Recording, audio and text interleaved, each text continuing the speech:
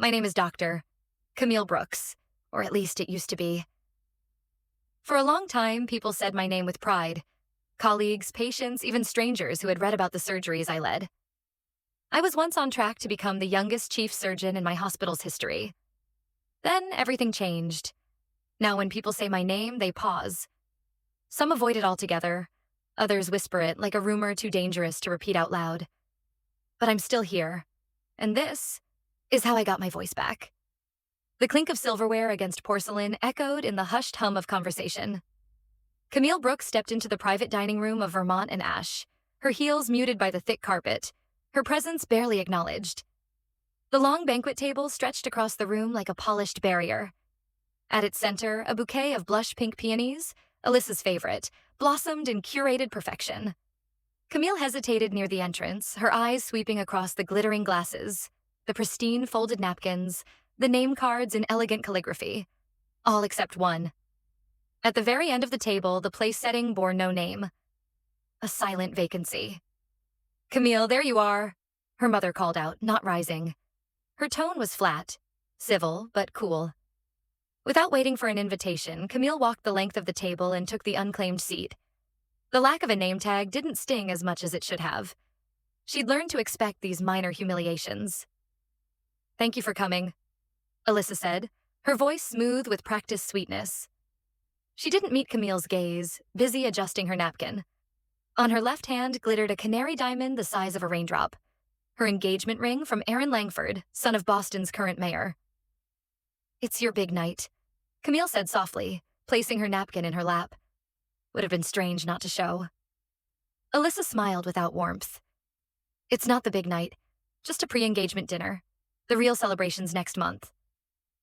"Right," Camille murmured, eyes drifting to the other guests.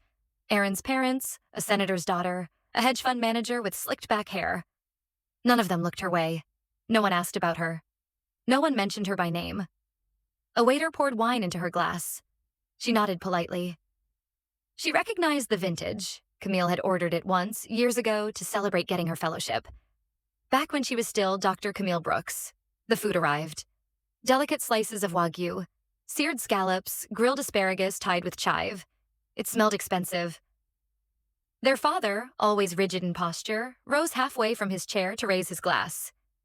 "To those who have made us proud," he began, "and to those still finding their way." Alyssa chuckled and leaned toward Aaron. "Camille used to be a doctor. Now she's, what, exploring new passions?" Laughter from the other side of the table. Camille didn't flinch. She simply lowered her gaze, methodically cutting her steak. The meat bled slightly. Her hands were steady. Her eyes were not. She chewed and swallowed, the silence around her more deafening than the laughter. She turned slightly to her mother, seated beside her. Her voice came out as a whisper, low and direct. "My picture's still in the cardiology wing. 3rd floor, right wall. Where's yours?" Her mother stiffened, not looking up. "You're not there anymore, my child," she said softly, almost like a condolence. Camille blinked slowly. "Number but I was." The table carried on. Toasts, compliments, gentle laughter. Camille was there, and yet she wasn't. She remembered that wall. A row of portraits. Hospital award recipients. For 3 years running, hers had hung beneath the plaque. Excellence in patient outcomes. Until last fall, when everything collapsed. No one here dared mention why. The accusations, the board hearing, the quietly negotiated exit. Now Alyssa's photo graced the hospital's fundraising wing. Not for medical achievement, Alyssa had studied communications, but for her generous donation through Aaron's foundation. Money did what medicine couldn't. Dinner ended. Plates cleared. Camille rose slowly, reaching for her coat just as others moved to leave. She didn't linger. She didn't hug anyone goodbye. As she stepped into the foyer near the exit, a young staff member approached timidly. His name tag read Jonas. "Excuse me, Dr. Brooks?" he asked, his voice uncertain. "Dr. Camille Brooks, right?" She paused. "Yes." He hesitated. "I was your patient. 3 years ago. Post-op mitral valve. You probably don't remember me." She searched his face. Something flickered behind her eyes. "I remember," she said. "You were in room 417. Played classical guitar on your iPad. He broke into a wide smile. Yes, that was me. Camille gave a nod, a small one. Then, without another word, she stepped into the night. The wind had picked up, crisp and cool, laced with the scent of budding cherry blossoms. Spring in Boston had always carried the illusion of renewal. But tonight, all Camille felt was displacement. No name on the chair, no toast in her honor, no place in the picture. But someone remembered, and that was enough, for now. The steam rose in thin ribbons from the ceramic teapot as Camille gently poured hot water over the loose leaves. Her hands moved with practiced precision, fingers steady, wrists angled just right. These were the same hands that had once steadied scalpels and clamped arteries, that had sutured hearts and pulled patients back from the brink. Now they trembled only slightly as she placed the teapot down beside a chipped mug. She sat alone at the small table in her studio apartment, the air thick with stillness. No monitors beeping, no nurses murmuring, just the quiet hiss of the kettle fading into silence. Camille glanced toward the corner where her laptop lay closed. For 3 days, she had resisted reopening the folder, but the words from the waiter at the restaurant, Dr. Camille Brooks, had stirred something. She took a sip of tea, then reached for the device. A soft click, and the screen glowed to life. She typed in the familiar password. The file sat where she had last left it, labeled plainly, Review Board Report 2022. Her thumb hovered over the trackpad before she double-clicked. The report unfolded in stark clinical language. Patient, George Adler. Age, 59. Procedure, valve replacement. Outcome, cardiac arrest post-op. The summary repeated what the board had concluded. Lead surgeon error. Manual miscalculation during clamp positioning. Camille stared at those lines. They had used the word error, not negligence, not malpractice. But it was enough to end her career. She had accepted the ruling. Quietly. Willingly. Because it hadn't been a miscalculation.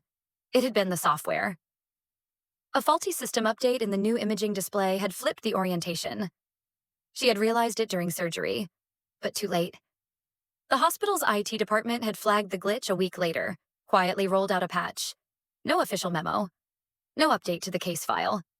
Dr. Vincent Hale, the board chairman, had summoned her into his office the morning after the audit. She remembered the way he leaned forward, fingers steepled, his voice calm. We can keep this from the press. If someone takes responsibility, the hospital moves on. She had understood what he meant. Someone had to fall, and she had already been drowning in guilt. Clicking through the report, Camille paused at the final page. Her resignation letter accepted and signed. Her cursor hovered. She minimized the window and opened her inbox instead. The folder labeled Archive blinked at her. She clicked. Dozens of unopened emails sat inside. Some from reporters, others from former colleagues. One caught her eye. Subject, Reinvestigation request, patient Adler. Sent by Nathan Reed. Date, 10 months after the incident. Status, unread. Her breath hitched. She opened it.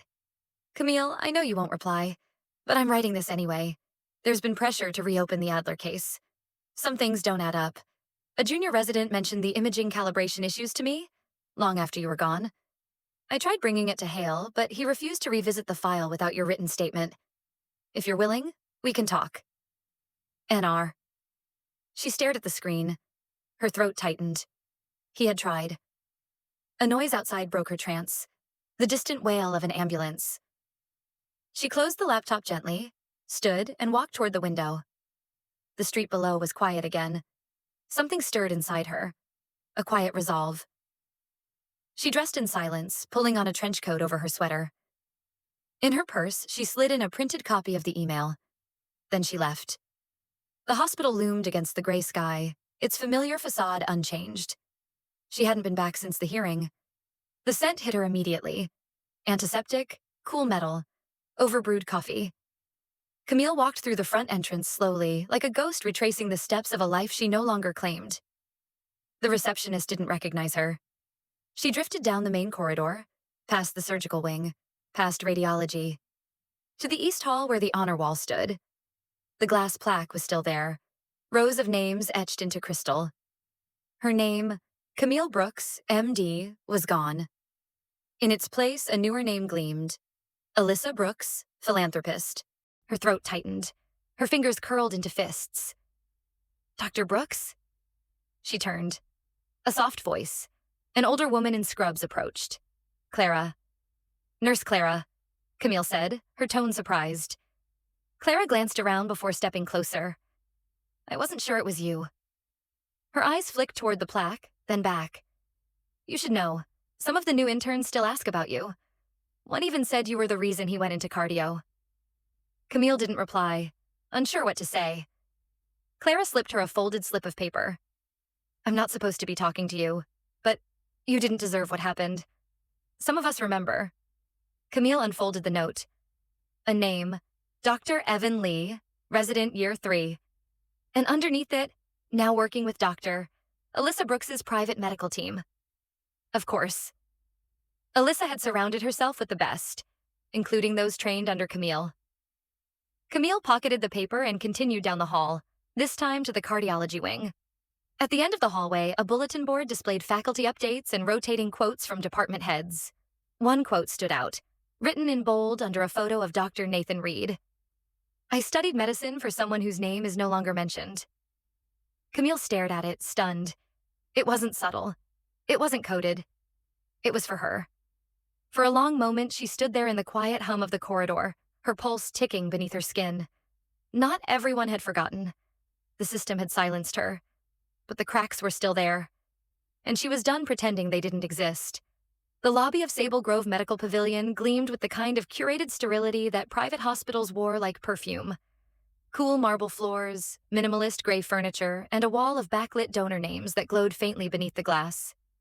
Camille lingered by the front desk, her coat draped over one arm, pretending to read a brochure about cardiac wellness programs. She wasn't supposed to be here. Not officially. But the name on the paper Nurse Clara had given her last night kept echoing in her mind. Dr. Nathan Reed.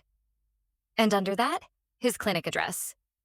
Now, here she stood, 3 steps inside the building she used to teach rotations in. She hadn't come to make a scene. She only wanted to know if someone else remembered. A young woman in athletic gear exited the elevator, followed by a nurse. Her laugh rang through the space, familiar and jarring. Alyssa.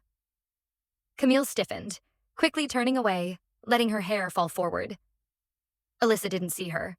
She was too busy scrolling on her phone, nodding vaguely as the nurse listed instructions. Your next checkup will be right before the engagement weekend, the nurse said. Your primary physician, Dr. Reed, already blocked the date. Alyssa smirked.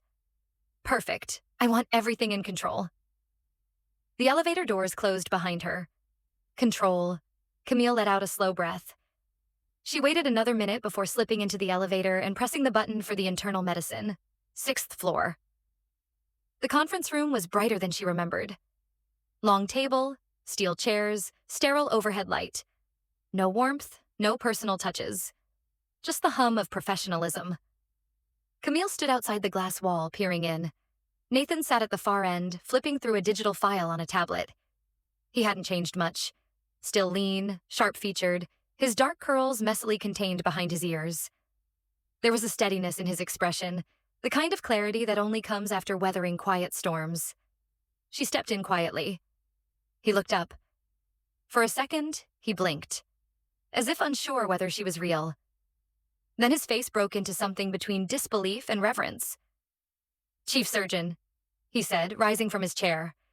His voice filled the space. Not loud, but certain. Camille's cheeks flushed. Nathan, she said sharply, waving her hand. Please don't call me that. He walked around the table, stopping just a step away. Do you think I don't know who you are? His voice lowered. You taught me how to stitch a heart without trembling. You let me close your incision on that 16-hour mitral replacement. Camille swallowed. I was desperate for sleep. He smiled. You were grooming your replacements. I was trying to believe I still had a future. Nathan's eyes softened. You do. You just forgot it for a while. She looked around the room. I wasn't sure you'd even acknowledge me. Everyone else erased me like a stain. Nathan stepped back and gestured toward a chair. You were the reason I made it through my 3rd year. I don't forget debts. She sat cautiously. Clara said someone remembered me. She didn't say it was you. He reached into his drawer and pulled out a thin folder, labeled in thick black ink. Adler, G. Post-op incident review. Inside were photocopied charts, scanned pages, and a printed software alert from weeks after Camille had left the hospital. Nathan slid the folder across the table. I made this copy before the board sealed the files, he said. That software glitch? It was flagged to IT the day after Adler died. No one informed the surgical team. You were working blind. Camille's hands trembled slightly as she opened the folder. Her eyes scanned the lines, the shifted orientation parameters, the flagged visual display issue, the time-stamped IT ticket. She felt sick. You knew? She asked. I pieced it together after you were gone, he replied. Tried to bring it up again last year. Hale shut it down immediately. Because it would have meant a scandal, Camille whispered. They chose their image over a life. Nathan didn't deny it. She let the folder close gently. Why hold on to it? Because I hoped one day you'd come back, he said. And I wanted you to know it wasn't your fault. For the first time in 3 years, Camille felt the beginning of something uncoiling in her chest. Not anger, not grief, just release. But it was short-lived. Nathan leaned against the table, crossing his arms. Alyssa's tied in with them now. She's inherited the hospital's donor wing. Everyone sees her as the Brooks who saved the institution. You're the one they buried. Camille's jaw tightened. So they rewrite history. Unless someone stops them. She looked up. He studied her. Will you come to Alyssa's engagement party? Camille blinked. What? Nathan's voice was calm. It's going to be a gala. Press donors. Hale. Everyone who helped bury the truth will be there. She frowned. I'm not exactly on the guest list. He smiled. You don't need an invitation to show up in someone's memory. Camille stood slowly, the weight of the folder still in her hands. Why are you helping me, Nathan? He hesitated, then said simply, because some debts aren't professional. They're personal, and it's time for some people to stop living a lie. She looked at him a long moment, then nodded once. Send me the date. As she walked out, the quote from her past returned like a whisper. I let you sew up my first cut under the surgical light. And now, maybe it's your turn to help me patch something up. Camille stood before the grand entrance of the Langford Hotel ballroom, her reflection blurred in the gold-trimmed glass doors. Unlike the women brushing past her in sequins and floor-length gowns, she wore a simple black blouse tucked into high-waisted pants, her hair in a low twist, a small clutch held tightly in one hand. No name tag. No invitation. Just purpose. She exhaled once and stepped inside. The air hit her like perfume. Overpowering, floral, sweet with false compliments. Crystal chandeliers glittered above rows of round tables dressed in white linen. Waiters weaved like shadows, trays balanced with flutes of champagne. Strings of laughter rose and fell like waves. At the center of it all, Alyssa shimmered in a pearl-pink gown, surrounded by Boston's political royalty. Camille moved quietly along the edges. No spotlight touched her. No eyes followed. The master of ceremonies took the microphone. Ladies and gentlemen, tonight we celebrate the engagement of Miss Alyssa Brooks and Mr. Aaron Langford, a union not only of hearts, but of legacy and leadership. Applause erupted. Camille watched from a corner near the bar, where a staff member looked her over but said nothing. Alyssa stepped onto the stage beside Aaron. She radiated control. Shoulders back, smile locked in place, eyes scanning the crowd like a queen surveying her kingdom. We are so grateful to have so many friends and family here tonight, Alyssa said sweetly. It's especially heartwarming to have my sister Camille join us. She's been enjoying a quieter life lately, far from the pressures of her former profession. She turned slightly, voice full of sugary condescension. Camille, darling, you look rested. There were polite chuckles, the kind that followed veiled jabs. Camille simply nodded. Her calm gaze didn't waver. Alyssa turned back, already forgetting her. Now, a word from someone very important to me. My personal physician, Dr. Nathan Reed Camille's. Fingers tightened around her glass. Nathan stepped up to the podium, calm and composed in a tailored gray suit. His eyes briefly scanned the room, and then met hers. Thank you, he began. When I was asked to say a few words tonight, I thought about legacy. about the people we thank when we reach a moment like this. Most people mention family, mentors, friends. A pause. The room stilled. For me, it's simpler. I owe my career to a single person. Someone who trained me, believed in me, and saved me when I was still fumbling through anatomy charts. Whispers broke out in the back rows. Alyssa stiffened. I studied medicine, Nathan continued, because of someone who once stitched life back into the hopeless. When I failed my first surgical rotation, she didn't cut me off. She handed me the scalpel again. He turned then, deliberately, toward the far corner of the room. To that person, Nathan said, I say, Chief Surgeon, welcome back. Every head turned. Silence fell like a sheet. Camille stood still. The words hung in the air. People whispered her name. Camille Brooks? Wait, is that Doctor? Camille Brooks? From their table, Mr. and Mrs. Brooks looked stricken. Her father's glass froze halfway to his lips. Her mother blinked rapidly, lips parted in disbelief. Alyssa's smile had frozen.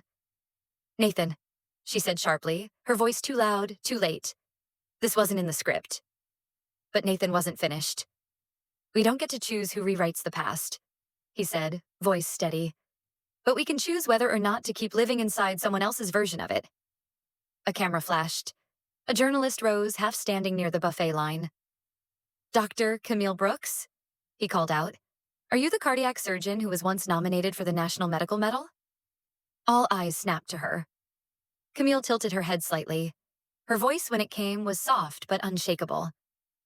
I was once a doctor, yes. But are you that doctor? He pressed. The one from the Adler case? Another murmur. Someone whispered, exonerated, though no such statement had yet been made. It didn't matter. The tide was shifting. Camille smiled. Some stories weren't finished. Maybe they were just paused. The audience didn't clap. Not yet. But no one spoke either. Even Aaron Langford, poised beside Alyssa, glanced uncertainly between the sisters. He was a politician's son. He could smell which way the wind was turning. Nathan stepped down and walked toward Camille, nodding. The crowd parted for him. You didn't have to say that, Camille whispered. He smiled. You didn't come here just to sit, remember? Camille turned once more to the stage where Alyssa still stood, speechless. For the first time in years, Camille had taken her place at the table, without waiting for someone else to name it. And this time, the silence belonged to everyone else. Camille sat in the quiet corner of Dean Patel's office, surrounded by worn leather books and the faint scent of sandalwood. The windows overlooked the old courtyard of the Boston Medical Academy, where spring blossoms had begun to fall like soft confetti. The contrast between this solemn, scholarly space and the glittering chaos of Alyssa's engagement gala just days ago was stark. Here, there were no photographers, no stage lights, no forced toasts, just facts. And perhaps, truth. Nathan entered quietly, a small flash drive between his fingers. He looked tired, but focused. Camille stood as he approached. Where did you get it? She asked. He handed it to her. An old friend in records. Not everyone followed Hale's orders to the letter. Camille stared at the drive. I thought everything had been wiped.